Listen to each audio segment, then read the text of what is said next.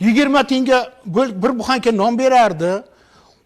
20 tiyin bersang bitta sovun berib, qaytimiga 1 tiyin qaytarib berardi yoki gugit berardi.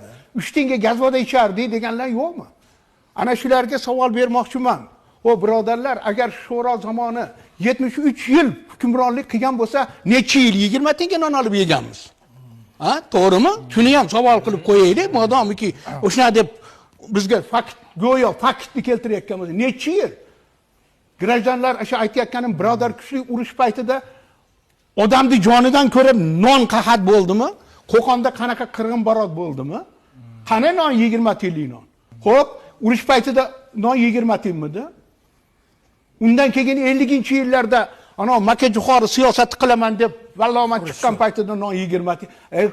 Insof bilan qarasang bu tarix-ku, buni unutib bo'lmaydi. Meni bolaligimda bir oyog'im o'sha tomonda turibdi. Men ko'rganman 20 tiyinlik nonga qanaqa navbat edi-yu, qachon yetib kelganini. Va o'zbek xalqi nimani evaziga 20 tiyinga non yedi? To'g'risini aytaylik deydi. 5,5 million tonna paxta berib 15 metrlik suribga zor bo'ldimi, yo'qmi? Kapallikka zor bo'ldimi, yo'qmi o'zbek?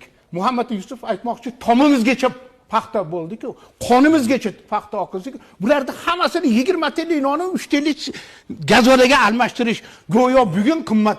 Birodarlar, mehnat qilgan kim och qolyapti?